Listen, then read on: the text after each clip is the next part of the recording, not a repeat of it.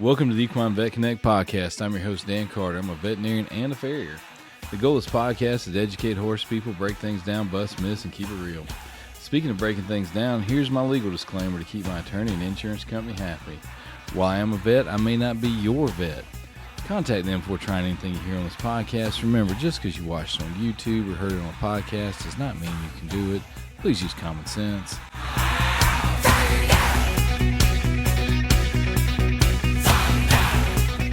Welcome back to the Equine Vet Connect podcast. I'm your host, Dan Carter. Got Dr. Caroline Brown with me in the studio again today. Hey, y'all. This podcast, again, is brought to you by Dunkin'. Actually not, but seriously, Dunkin', if y'all want to send over some coffee, we can be bought pretty cheap. So feel free to send that coffee over, and we will keep mentioning your name. So, all right, today, awesome little deal. Dr. Brown, you just got back from an ophthalmology conference down in Ocala, Florida. You're down there about a week ago. So because of that, we're like, hey, let's do a deep dive into eyes. Eyes are the window to the soul. That's what you were saying. Yes, if I learned anything there, the eyes are. I already love the eyes. Like ophthalmology is probably one of my favorite subjects. That's cool. I took it twice when I was in vet school because I was like, I want to keep doing this. Like this is fun.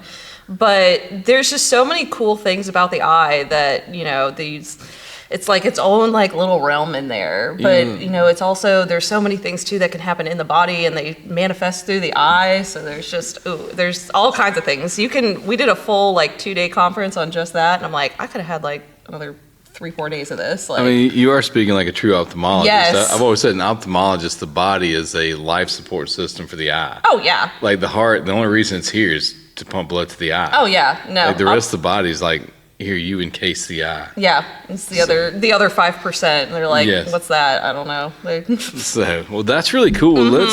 Let's dive into this. Today we're going to talk a little bit about how to make an eye, the anatomy, the physiology of the eye, right? How we can actually see things, which I do think that's really cool. Like, if you ever think about it, some light comes into the eye, goes through the pupil, right? Hits the retina. We just start then swapping sodium and potassium back and forth through a neuron.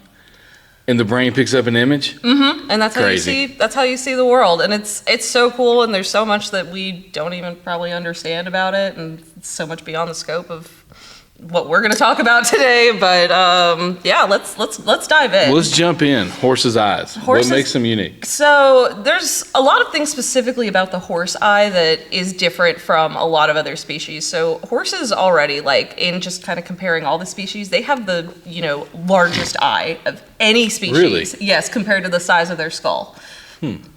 I think you're probably right, because an elephant, I've seen an elephant eye up close, and it's really not that much bigger than a horse eye. No. Their head is way bigger.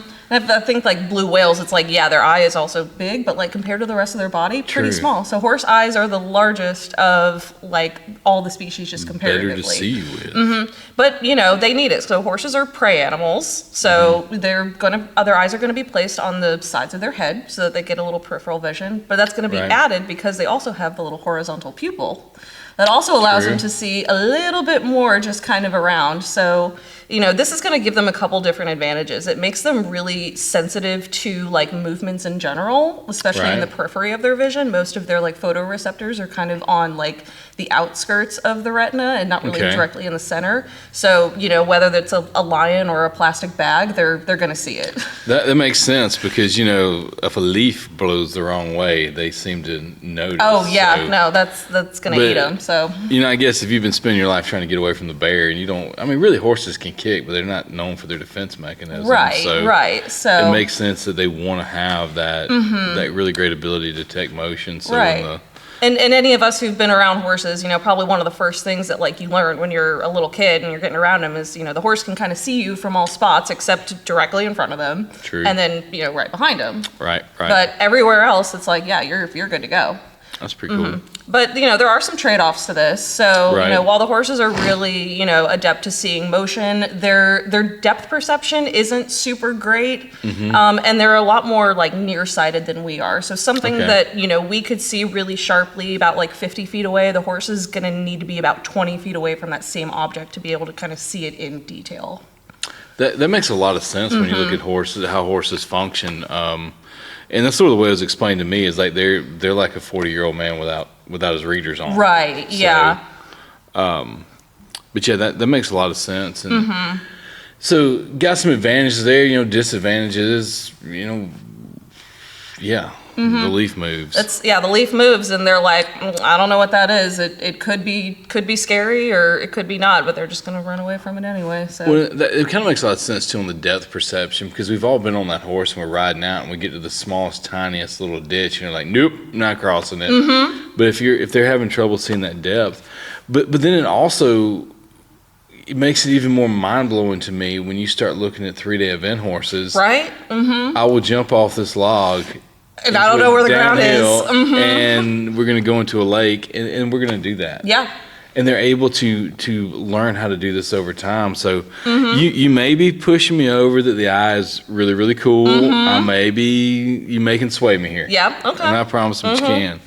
So let's start taking a look at the eye. I always call it the arrow. The arrow. When I talk about anatomy, I always think about an arrow, because that's what was explained to me in vet school.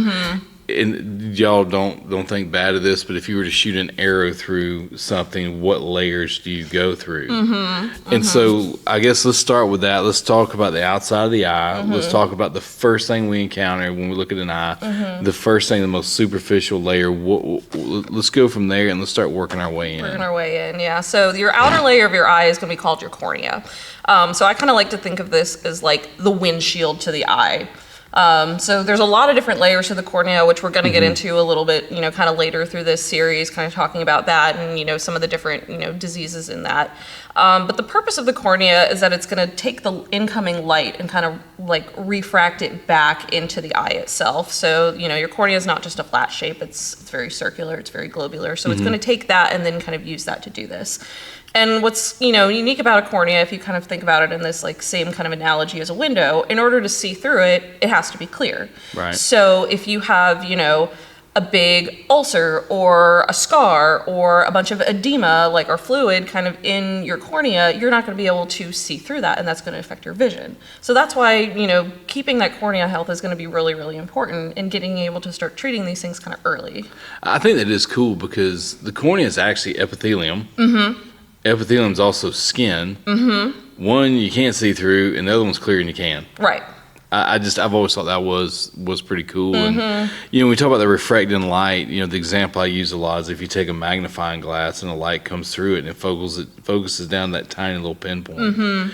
And it is kind of cool that the cornea can do that. No matter where this light's come from, this round structure, one, it's clear.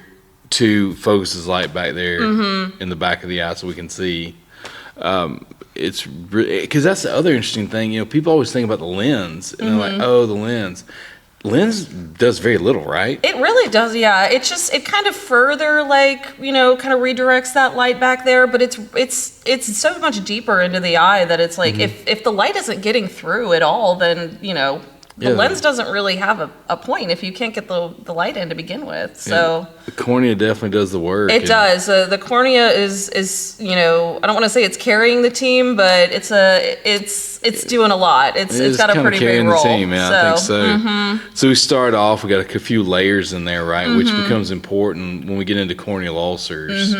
Which, if you're a horse owner, if you haven't had a corneal ulcer, you will. Be thankful. And if you haven't, also be thankful. Or you just might not have seen it. Right, because these are pretty common. Yes.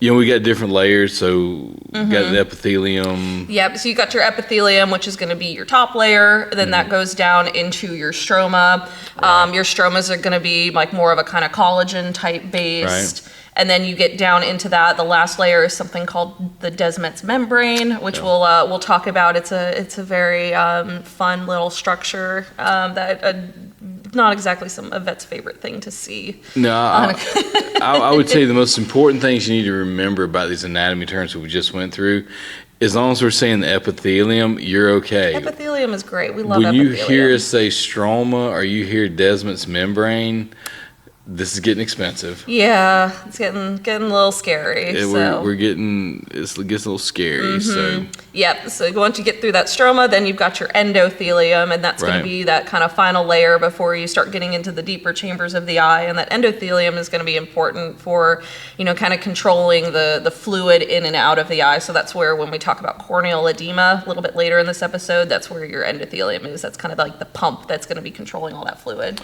And interesting enough, it's set up just like skin. We gave it some new names. Yes, it is. Well, and let's talk about that. Interesting fact. This is probably the coolest thing I've learned. We're talking about names. You're going to hear us throw out a lot of weird stuff. Yes. And I've always thought, like, why do ophthalmologists feel like they need their own language? But tell us this interesting fact that we just learned. Maybe the most interesting fact I learned all weekend at my CE. So most medical terminology is Latin-based. Right. But ophthalmology is Greek-based. You don't understand, as a vet, every time you start talking to an ophthalmologist, like, y'all just making words up. You're almost like, why'd you have to invent your own language? Why do you think you're so special? Well, I guess you really do just speak another language. It's Greek. Yep, it's Greek. all Greek to me. So. Yep. So. And a lot of the spelling on these things too. That even as we're pronouncing it, don't ask us to spell it because the spelling doesn't make any sense. Well, and another cool fact of the day, when you always hear about doctors having bad handwriting, because that was always the thing growing up. Now everything's typed, but they're always like, doctors have bad handwriting. I'm gonna let y'all in a little tip. Our handwriting's not actually bad. We just can't spell half these words. So we scribble the first few letters, and then we just kind of scribble some stuff, grab the last few letters, and hope the pharmacist can read this thing. And I'm convinced that's why, because some of these words, I mean, spelling them is crazy. Even just writing out ophthalmology, I have to like ophthalmology. Like in my head, I say it every time. Is it an extra H they throw in there? A P. There's like a P and an H in there, and it's in there like twice, which is always, it gets me. It's that P and H. Yeah, I don't get it, but you know what? It's Greek. It's Greek. It's Greek. It's Greek. So just blame the Greeks. Since we're diving through, remember this is all Greek. But I guess back where I was going before is it's interesting because if you look at the way skin is set up, that cornea being epithelium is set up the same thing. Exact same way. You have a basement membrane that nourishes those different layers of skin, and so the cornea when you're looking at a horse's eye, when you're thinking about ophthalmology, again, keep it simple. The cornea is the most outer surface of the eye. Guess what? It's just like the rest of your body is skin. It's epithelium. The only difference is it's clear. It's clear. So Exactly. It's really not that tough. It's clear skin. It's clear skin. Clear skin. An ophthalmologist is probably rolling over right now because they're like, duh. Yeah, like, but they also like to think they're special. Like, don't quit us with a dermatologist. So that's probably what they're thinking right now. So for all you ophthalmologists out there, I'd love to apologize, but no, this podcast is about breaking things down and it's for your average, our GPs out here that are just, doing our best. And people that want to know, it's skin. It's just skin. All right, so the light. So we'll jump off our arrow because arrows and eyes are bad. So let's look at light.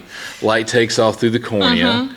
It goes through the cornea. Once it exits that endothelium, the deepest layer of the cornea, where are we at now? So now we're going to go through a big structure called the anterior chamber, and there's just a bunch of fluid sitting in here. And then once it's through that fluid, you're going to be looking at your iris. So the iris is, probably the most common thing that people know because it's what gives us the color of the eyes. Yes. So, and the iris is interesting too because it actually kind of acts as almost like shutters to the eye. So it's going to be what controls the size of your pupil. I think a lot of people think that the pupil is like its own structure, and you're like, no, the pupil's just a big old hole through your eye. It's just a big old space.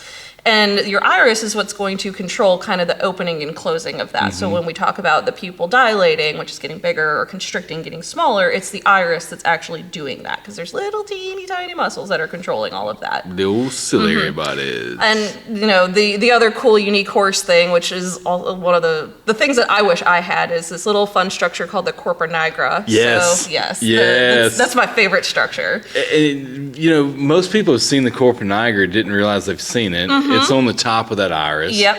It's kind of sticking. It's they're like the little thing fuzzy bubble things. Yes, it sticks out. Yeah, Yes, so yes. these are they're almost like sunglasses for a horse, because the whole point is that it kind of shades the pupil a little bit, so that when a horse is outside and their pupil's already kind of constricted, it's just going to prevent any more light from going in there. So it just kind of gives the photoreceptors in the back of the eye a bit of a break. So it's like horses always have sunglasses on, which I'm like, man, we should that'd be so cool. We should come up with an equestrian line of sunglasses called Corporate Nigras. Corporate Nigras, yeah. It'd be like the Ray-Bans for horse owners. Yeah, I'm like, man, they got it figured out. I love the iris. Like I'll find myself looking at them.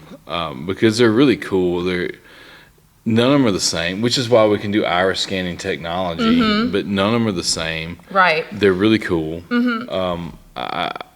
It's one of my favorite structures to look at. And a lot of these disease processes too, one of the kind of first changes that I will hear from owners is that they start to see like color changes in the iris, and a lot of that comes from sometimes this like leaking of like serous fluid into there. So it kind of maybe the horse's eye that was originally kind of brown or blue, it starts to get this more kind of weird yellowy tinge to it, and it starts to just kind of change the overall color of the eye. And so owners will kind of say, hey, like this just looks different, and we'll take a look at it and we'll be like, oh yeah, we got a problem here. So I agree. I think it's amazing, and I think because we're trained to look at just in general, we're trained to look at eyes in people and in horses. We're always looking at a horse's eye, like, and you can tell so much about a horse by looking into their eye. And so then I think that's when people become very attuned to where his eye color is different, the iris is different, and yeah, I mean, to me, it's kind of, I call it the gatekeeper, right? It is. It's the gatekeeper. It decides what goes back there and what doesn't. And again, I remember the same thing before I got to vet school. It's like the pupil's important. And the pupil is not really a structure, right? It's just a hole. Yeah, it's just a hole. But again, we gave it a new name. We're gonna call it the pupil. We make it sound really important. But there's actually nothing there. There's nothing there. It's just a hole. Yep. So it's like the center of a disc. Yeah. Right? The iris makes a disc. Yeah. Here's the pupil. So all right, but now our iris is controlling that flow. Now here's my favorite word in ophthalmology. You never want to hear us say this when we're talking about your horse, but sometimes the iris can get stuck together, and we call that a synechia. Synechia, yeah. Synechia, and it's where the iris gets stuck. It's not a great thing to have. No. But it is my favorite word just because it sounds cool. Do you know how to spell it? S-Y-N-E. See? Yeah, there you go. Yeah, see, all the gibberish in the middle. Exactly. Yeah. Synechia. So again, the iris is really cool. Two of our favorite words, Corpora nigra. Synechia. I hope we talk about cystic Corpora nigra at some point when they get the bubbles. Yep. One of my favorite things I ever got to watch was a video. Sometimes that Corpora nigra gets this big cystic body, and they literally shoot it with a laser, and it breaks up. I think the whole procedure is maybe 36 seconds. But they shoot this thing with a laser, it breaks up. One of the coolest things. And I've never seen one in person, but I watched the video, and it was really cool. Is it on your bucket list of like, that's like something I want to do? I just want to be in there. I want to be in there. I just want to push the button, fire the laser beam. Watch it break up, yeah. And it's really cool because that cystic Corpora nigra hangs down in front of the pupil, and it sort of blocks it. Like the sunglasses got too thick. Yeah. And so literally we go in, or I shouldn't say we, somebody somewhere goes in, gets the eye very still, pops it with a laser beam. It breaks up all the melanin. I think it's melanin. It's melanin-based, yeah. That's in there. And your horse wakes up and can see. Yeah. It's really cool. So I'm sorry I just got off on a rabbit trail, but we're hitting on fun words. We're hitting on fun words of the day. So let's that'd be awesome. Like everybody in the comments section, like write down your favorite words you've heard today. Because I would love to know like what's everybody's favorite word they're hearing. Write it down. Write down how you think it's like spelled, and then we'll probably don't use spell check. Don't use spell check. Just Just say it, and then we'll put it. We'll give you the actual spelling, and we'll be like, "That's not the same word." We're like, "Yeah, it is." Yep, and interesting enough, we're gonna have to Google how to spell most athletes. Yeah, that's true. Anyway, so don't feel bad. All right, so we've got off on a rabbit trail, but we've gone through the pupil. What's the next structure the light's gonna encounter? So now we're going back to the lens, which is kind of what we talked about earlier. So this is just gonna further kind of refract that light and try to get it to hit to the back of the eye. So when we talk about cataracts a little bit later, this is where those cataracts are coming in. Yep. So, which I'm sure most of us have probably heard about cataracts. They're not really species specific. I always say the lens, that's your fine tune. Normally I'd say that you hold onto your camera and you turn it and it gives you the focus. If you're over 40, that makes sense. If you're under 40, you're going to tap your iPhone, a little square comes up and it focuses, because most kids don't know you used to have to actually turn the lens on the camera to get it to focus. So yeah, I always say that's your focus. That's your clarity of vision, clarity. Really cool structure. I'm not sure exactly I'm not sure how to describe it. Like, it's fluidy, but it's a gel and it's a solid all at the same time. Yeah, it's kind of jello consistency. Yeah. Like when I think before I'd ever dissected an eye, I always thought it would be this more kind of hard structure. Right. And it's more of a little kind of gel thing, which when you think about some of the problems that we see with it, that's where it comes from, is that you kind of have this should be kind of gel, kind of fluidy structure, ends up getting more solid. And that's where now you're running into these problems that you can't get the light to the back of the eye, because now it has to go through this kind of crunchy thing. So, yeah. And we'll get into this, probably going to be another episode. Yeah, this is going to be a series. If you haven't figured it out already, there's so much to talk about with eyes. Right, because right here on the lens, I started thinking about a lot of things that I talk to people about lenses about, but I've got to... We'll stay on topic. We got to focus. So we go through the lens. Yep. Lights. Now we've gone through the lens. So we've gone from the cornea. We've gone through the anterior chamber.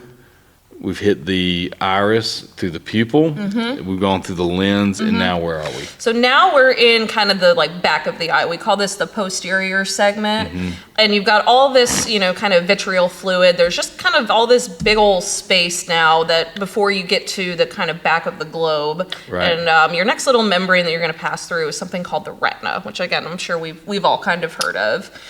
So the retina plays a really interesting role because it's going to take all of this light that's hitting it and then convert it into an electrical kind of signal. And then that electrical signal is what's going to go to the optic nerve, and that optic nerve then travels to your brain, which is going to create, the picture that we all see when we're just kind of looking around. But the retina it's really interesting because it's that's where we talk about the rods and the cones. So if you've ever heard these structures, so, your cones are going to be kind of controlling the colors that you see, which is another fun, interesting fact about it. So I personally think cones are useless. Yeah. I see no point in having cones. Yeah, I bet you would think that, wouldn't you? I don't see colors very well. No. So you probably see kind of like a horse. So I have a feeling I probably do. Yeah. So horses, they don't have the red colored cones. Right. So they really only see kind of orange to the violet spectrum. So they can't really see shades of red. And all of the colors that they see are very muted. So their whole image kind of looks very washed out to begin with. And the kind of ratio of, cones to rods is interesting too, because horses can actually see better in darker shade, in darker things. The cones are the color, but the rods are more kind of seeing in darkness versus light. And the horses actually see better in darker light than they do in bright sunshine.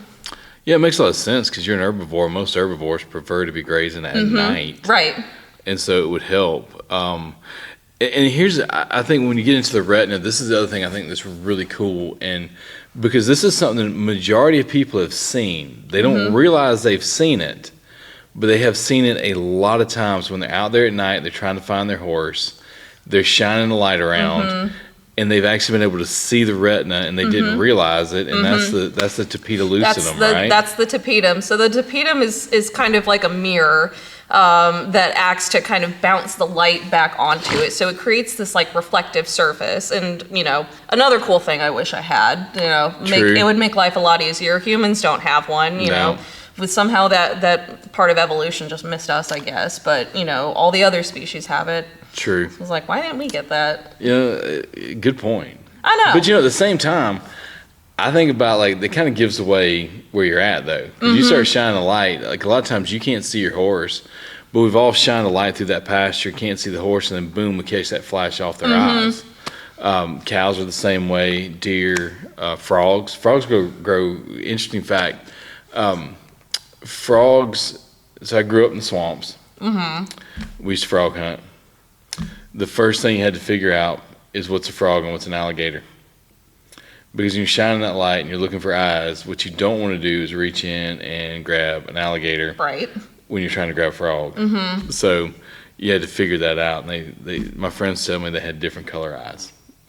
Interesting. I was the motor man because of that, because I struggle telling them apart. And sometimes all you've got is that eye that you're seeing. Yeah. So. But yeah, that's a really cool thing. Everybody's actually seen this, so believe it or not, you're all amateur ophthalmologists now. You've all looked at a horse's retina because you've seen that tapetum. Yep, yes you have. So next time you're out there shining a light and that thing flops up, you can bet tapetum, which is another actually pretty cool word. Tapetum, yeah. Tapetum. Sounds like a hot sauce. Kind of, a little bit. All right, so we've already got back to the retina. In the middle of the retina, we got the optic nerve. Optic nerve's hanging out, send the signal to the brain. And the brain converts it into an image. Yep, and then that's all brain stuff. That's where I tap out. I'm like, yeah, I don't know how that one works. And it's crazy because, you know, nerves just swap sodium and potassium to create an impulse. So light comes in, goes through the eye, swaps sodium and potassium. The brain picks that up, builds a signal. That's crazy. And that's how we see. It's crazy. Yeah. And then, you know, some other structures too that I think we left out that are just as important are the lids. You know, good point. We've gone through all this. Really and truly, we should start. If we're going to do the arrow theory or the light theory, we should probably start with the lids. The lids are, you know, their whole job is that they're going to kind of protect your globe. So if your lids get disrupted, like with an eyelid laceration, which we'll talk about later too, now your whole eye is basically unprotected. So that's why, you know, when we hear about, you know, horses that have lacerated their eyelid or something, we take that really, really seriously. And we're like, we need to get that seen pretty quickly. Right, because, you know, it's when they do lose part of that, it does set them up for a lot of issues. It does, so yes, it does. Is important. Yep, so that's important. Horses and a lot of other mammals as well, except for freaking humans. They have something called the third eyelid, which is just another little kind of slide that goes back and forth over their eye that's going to protect it. I like to think of the third eyelid like the windshield wiper of the eye. You know, it kind of goes up. It's like choo-choo, choo-choo. Kind of protects. It's gonna use makes kind that of noise the tear film, So it does kind of click though, like when you hear it go. So and it's interesting, like when you watch a horse, sometimes you'll see them like we're working on their eye and they'll go to blink, but we got their eye open. You can really see that third eyelid come up. It just kind of pops out, It covers the whole eye. People don't realize how big the third eyelid is. It's massive. It's huge. It sits over in that medial canthus. Medial canthus, yeah. Medial canthus. I'm having trouble getting the word out this morning. Medial canthus. It's too many consonants, like all next to each other that like shouldn't normally be together. So. And where that's at is that's on the part of the eye closest to the nose. So third eyelid's like tucked down in that pocket, and it can leave there and go completely over the entire eye. That's it's so cool. It's really pretty cool. In that corner as well is something called your lacrimal duct. Yes. So also a super important structure for a lot of our eye health. So these are little tiny ducts that go from the eyes all the way down into their nasal cannula. So these are, you know, if you've ever cried before, you know, some of us who have ever cried, and when your nose starts running, that's where that comes from. Dan wouldn't know. But I don't cry. Never shed a tear in his life. You know, Chuck Norris's tears cure cancer, but too bad he never cries. But yeah, that's one of the things that I'll try to remember too, is like when you do start crying, that's why your nose does run. Yeah, So when you see people crying, get them a tissue because their nose is about to run because of the nasolacrimal duct. Unless it's blocked, which is something that happens a lot with horses, because horses having a very long face, they have a much longer one, so there's a lot more surface area for things to get stuck, and that leads to, we'll talk about my favorite procedure to do, which is unblocking a nasolacrimal duct. It is very satisfying. It is my favorite procedure. One of the most disappointing days is I had a horse with a blocked nasolacrimal duct, and so it comes out and it terminates right at the end of the nose, and so I was going to flush it. It didn't have them. It didn't have a nasolacrimal duct? No. Luckily, there was actually a friend of mine. She's a veterinarian, but she does chiro and acupuncture. And I've got the brightest light on, which y'all have all seen my headlamp. It will blind you. Oh, yeah. I've got my good magnifying glasses on. I'm ready to find this thing. And I'm looking around. I can't find it. And I was like, Jennifer, you take a look. Because I'm like... Because again, I'm a guy, right? We can't find things. So I was thinking, like, let's get somebody else, see if they can find it. Well, she can't find it. Sure enough, this horse was born without nasolacrimal ducts. And it's a thing. So it is a thing. Yep. And the other thing I think we forget about is, I don't cry, so I don't think about tears. But tear film is important. Tear film is, like I always say, like, I'm a joint fluid guy. I'm all about happy joint fluid, but in ophthalmology, it's about happy tear film. Yes, the tears are almost like, if you think about, like our cornea is our outer layer, it's actually not. It's actually the tear film is kind of that outer layer, because it lives on the surface of the eye, and there's a couple cool components to it. It's not totally a fluid structure. There's actually some lipids and some mucin in there as well that prevent it from getting evaporated. Right. So if we have issues with our tear film, like that's where we can see a lot of problems, and that's where something like dry eye, or I'm not even going to try to pronounce it. It's called KCS because there's a whole bunch of words in there. Keratoconjunctivitis secans. Yes, there it is. I was blanking on it. It's not really a big problem in horses, at least kind of primary. You see it in people and you see it in dogs a lot, but horses don't really get the kind of primary disease, but it can be more of a kind of secondary issue because of other things, like if they lose their eyelids and they don't have the glands anymore. So. Well, and that's a good segue. Let's talk a little bit about tear film. When you see that excessive watering of the eye, when that phone call comes in, we're going to be on the way, because what's our biggest worry? We got some water into the eye, our tear film's getting too watery. It looks like your horse is crying. Yeah. Squinting their eye. What are we going for? We are going to be looking for a corneal ulcer. We are going to be looking for something. So the one, if we're going to take one thing kind of away from this whole series, is that eyes are always an emergency. Yes. Eyes are always something that we do not want to wait around for. Nope. So I like to, if you see an issue with your horse's eye, like you need to get your horse seen within the next 24 hours. Yeah. Or sooner if you can. I'm a 12-hour guy. Like let's get this rolling, because 24 hours can make a huge difference. Yes, it can. Eyes can go south so quickly. And I've seen it. I think we've all seen it. And there's a lot of times where we get to it and we say, dang, I'm so glad we got to this when we did, or I wish we could have gotten to this a couple days sooner. And I'd so much rather go out, look in an eye in the middle of the night and have it be nothing than, be sitting there kicking ourselves in the butt later and wishing we had gotten there sooner. Some things are wait and see, but a scratched cornea or a corneal abrasion, corneal ulcer, not that. So corneal ulcer, in the simplest term, something has scratched the surface of the eye. Right.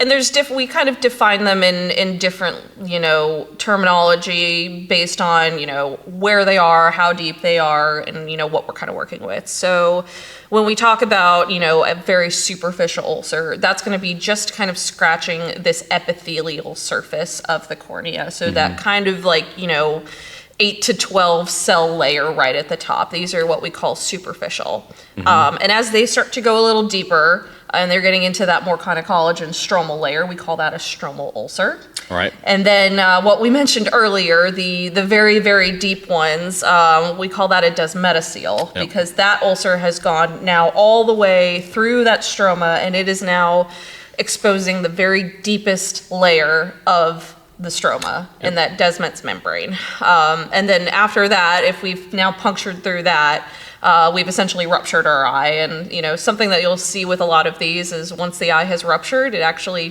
kind of tries to save itself. So it will often kind of push the iris through that hole to try to plug it and try to save itself. Right. So, a lot of times it's happened a couple times where I've gone out and seen it, where you see this little kind of blue or brown blob kind of sticking out of the eye, and I'm like, ooh. Yep, the iris is trying to be the hero here. It's like, I got this. I got it. But and it's, people do think that that's game over for a lot of eyes. And these ophthalmologists that I was with this weekend, they were like, actually, we can bring them back from it. It's a long road. It's a very long, frustrating, expensive road, but they can come back from that. So. Yep. So I know, we talked about excessive water in the eyes, but these eyes are also painful, right? Yes. And horses, I think we don't give them enough credit for how tough they are. Yep. I think horses can actually handle quite a bit of pain in all parts of their body, but the eyes are very, very innervated. They have a lot of nerves. They have a lot of vessels going to them. So when these horses start, showing signs of pain, which is, that squinting and the watering of the eyes and getting, kind of swollen and just kind of looking at you like Popeye, that's when we know this eye is really painful. And we really need to get that seen, that there's really something going on here. No, that's definitely true. And I tell people, if you see that squint and excessive tear production, they're holding their eyes shut. I had a piece of metal in my superficial cornea. Woo. Miserable. Yeah. Oh yeah. Miserable. Don't like it. No. And again, we can't say this enough. If you're seeing that, if you're seeing your horse squinting, because I hear this all the time. It's like, well, I thought if I just flushed it out, it'd be okay. Call your vet. Call your vet. Because again, and interesting enough, like my wife's a small animal vet. Dogs, get them here within the week or so. Horses, this thing goes from a superficial stromal abscess or superficial corneal ulcer. It's headed to the stroma within hours. Descemet's membrane can be there. It can be a descemet's membrane 24 hours. Like you can literally have what's called a melting ulcer. And a melting ulcer is just what it sounds like, right? Right. They're very gooey looking. So the normal tear film, what kind of happens with this is there's all these little kind of enzymes that are in your normal tear film that on the day-to-day basis are just kind of keeping the cornea clear. Because, our eyes are open most of the time. True. So we're constantly getting hit with, little pieces of dirt or sand or, bugs and whatnot. There's just constant little micro traumas to our eye all the time. But, our tear film, whenever we blink, it's getting spread across our eye and it's going and just kind of taking care of all this little debris and just kind of going and, fixing little micro tears in our cornea that we don't even realize are there. So when we get big trauma to the eye with a corneal ulcer, these cells kind of start ramping up. And they're going to go, because they're like, ooh, we got a big pothole. We got to go fix it. Right. And when you start getting all these in there, one of the things that's getting released is these, kind of proteases that are going to try to break down all of this unhealthy tissue. And they start releasing these cytokines and they kind of get a little out of control and they just go. And they start breaking down all this collagen and it looks like this just kind of goo that's just coming out of there. So that's what we call this melting that you see with a lot of these really severe ones. And especially with the more infected things, if there's a lot of bacteria or fungi that are present in this, which is another kind of interesting thing too. The equine cornea has a very interesting, unique microenvironment to it. There's a lot of, bacteria and fungi that live on the eye normally. That, it's just kind of part of its normal microbiome. It should be there. But when these get in there and now they've, kind of started to spread and get inoculated, we get more of an infected type of ulcer, and that just kind of accelerates this whole like melting process, which is why these eyes tend to kind of go south so quickly, is because they have all these weird little microbes that are already living there, and things start going bad and they're like, hey, this is a cool place. I'm gonna just start, multiplying and live here now. And then that's how you get a big old abscess in your eye. Again, it's more and more, it's just like skin. You get a cut in the skin, not a big deal. No. Until it gets infected. And then once it gets infected, the wound gets worse and worse and worse and worse. So big takeaway, don't wait. Don't wait. Don't wait. Call your vet. And we're going to be like, yes, we're on the way. We are on the way. We're gonna take care of this.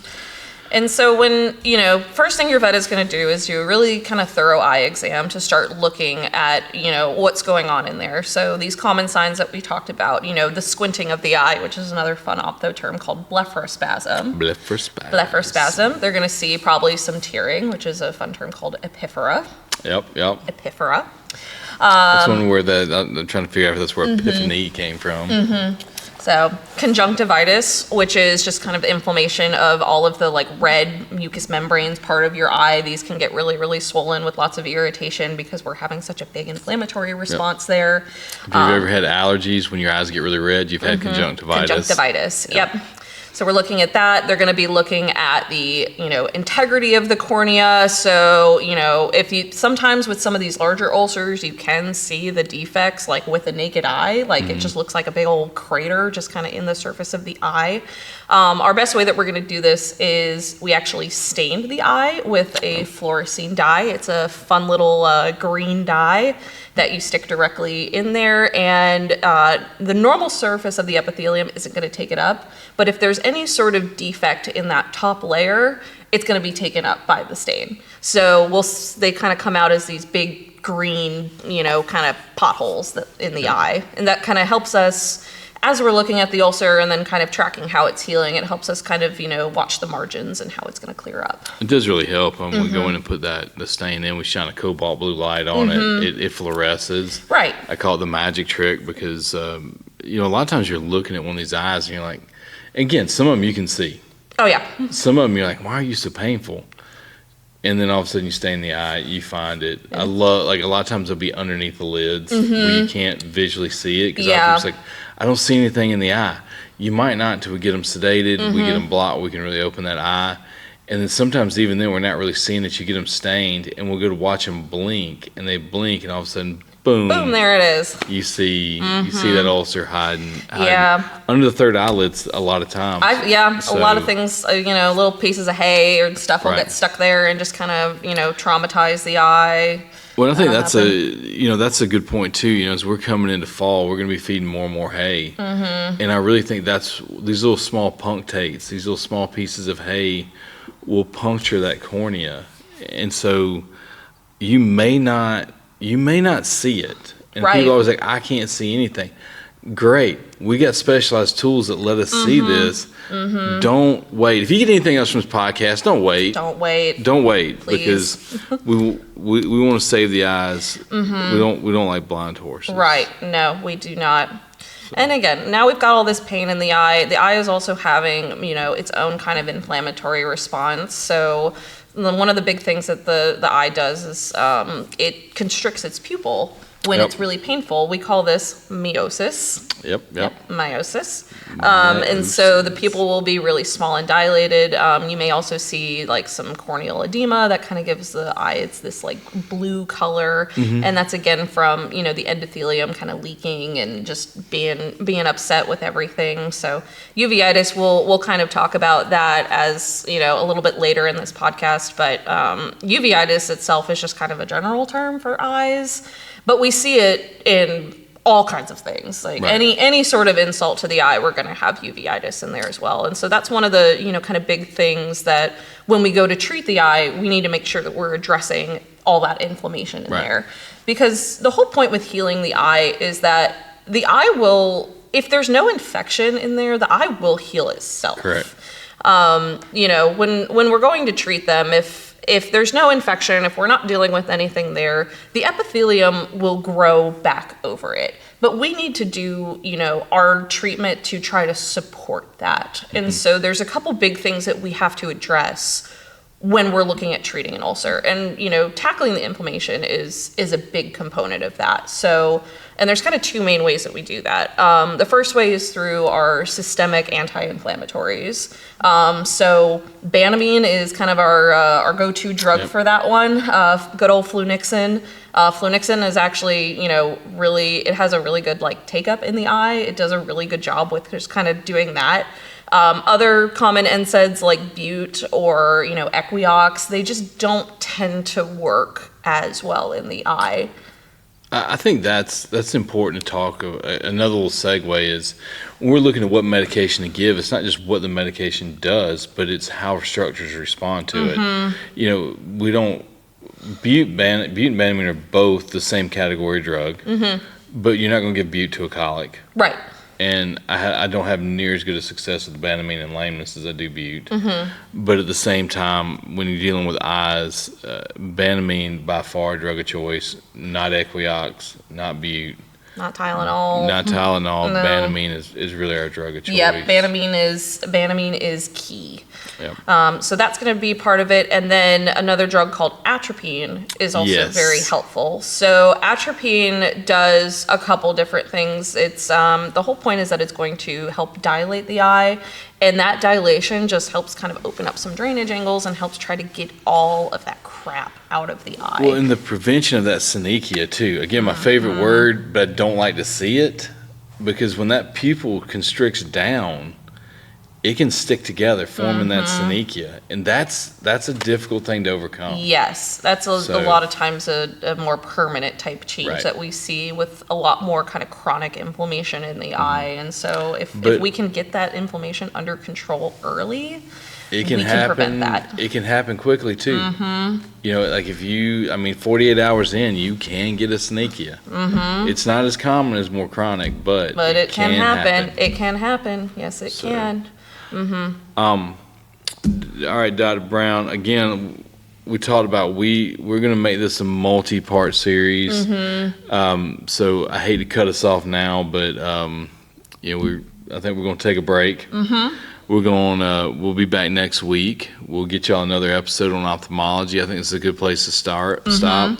So next week we're going to continue through corneal ulcers. We're going to keep incorporating the ophthalmic exam as we go. We're going to get a little bit into treatment. These are going to be real broad-based things as far as treatment. We're going to work through some of these different problems with the eye. So thanks for being here this week, and we look forward to seeing y'all next week. Thanks.